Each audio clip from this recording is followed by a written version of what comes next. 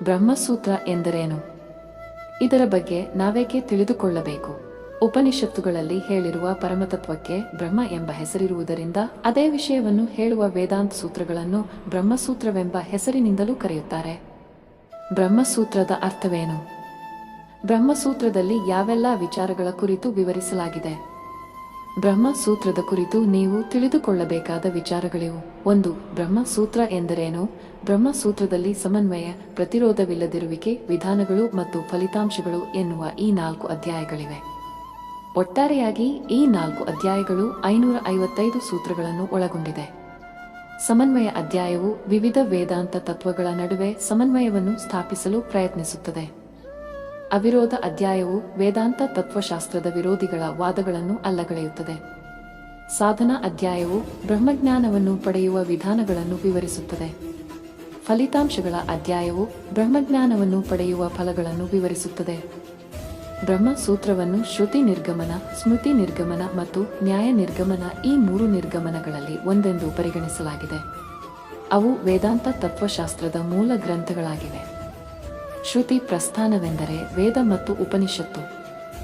ಸ್ಮೃತಿ ಪ್ರಸ್ಥಾನವೆಂದರೆ ಗೀತೆ, ಪುರಾಣಗಳು ಮತ್ತು ಸ್ಮೃತಿಗಳಾಗಿವೆ. ನ್ಯಾಯ ಪ್ರಸ್ಥಾನವೆಂದರೆ ಬ್ರಹ್ಮಸೂತ್ರವಾಗಿದೆ. 2. ಬ್ರಹ್ಮಸೂತ್ರದಲ್ಲಿ ಚರ್ಚಿಸಲಾದ ಪ್ರಮುಖ ವಿಚಾರಗಳು ಹೀಗಿವೆ. ಬ್ರಹ್ಮ ಎಂದರೇನು? ಬ್ರಹ್ಮದ ಸ್ವರೂಪವೇನು? ಬ್ರಹ್ಮ ಹೇಗಿರುತ್ತದೆ ಎಂಬುದರ ಕುರಿತು ಉಲ್ಲೇಖಿಸಲಾಗಿದೆ. ಜಗತ್ತು ಎಂದರೇನು? ಜಗತ್ತು ಹೇಗೆ ಸೃಷ್ಟಿಯಾಯಿತು? ಪ್ರಪಂಚದ ಸ್ವರೂಪವೇನು ಎಂಬುದನ್ನು ಒಳಗೊಂಡಿದೆ. ಜ್ಞಾನ ಎಂದರೇನು? ಜ್ಞಾನದ ಪ್ರಕಾರಗಳು ಯಾವುವು? ಜ್ಞಾನವನ್ನು ಸಂಪಾದಿಸುವ ವಿಧಾನಗಳು ಯಾವುವು ಎಂಬುದು ಇದರಲ್ಲಿದೆ. ಮೋಕ್ಷ ಎಂದರೇನು? ಮೋಕ್ಷವನ್ನು ಪಡೆಯುವ ಮಾರ್ಗ ಯಾವುದು? ಮೋಕ್ಷವನ್ನು ಪಡೆದರೆ ಏನು ಪ್ರಯೋಜನ ಎಂಬುದನ್ನು ಇದರಲ್ಲಿ ವಿವರಿಸಲಾಗಿದೆ. ಬ್ರಹ್ಮಸೂತ್ರವು ವೇದಾಂತ ತತ್ವಶಾಸ್ತ್ರದ ಪ್ರಮುಖ ಗ್ರಂಥವಾಗಿದೆ. ವೇದಾಂತ ತತ್ವಶಾಸ್ತ್ರದ ಬಗ್ಗೆ ಹೆಚ್ಚು ತಿಳಿದುಕೊಳ್ಳಲು ಬಯಸುವವರಿಗೆ ಇದು ಉಪಯುಕ್ತವಾದ ಮಾಹಿತಿಯಾಗಿದೆ.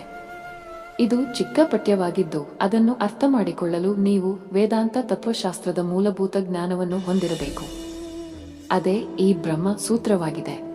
ದಯವಿಟ್ಟು ವಿಡಿಯೋವನ್ನು ಲೈಕ್ ಮಾಡಿ, ಏಕೆಂದರೆ ಮುಂದಿನ ವಿಡಿಯೋವನ್ನು ಮಾಡಲು ನಮಗೆ ತುಂಬಾ ಅನುಕೂಲಕರವಾಗಿರುತ್ತದೆ. ನನ್ನ ಚಾನೆಲ್ ಚಂದಾದಾರರಾಗಿ ನಾವು ನಿಮಗಾಗಿ ಹೊಸ ಸಲಹೆಗಳನ್ನು ತರುತ್ತೇವೆ.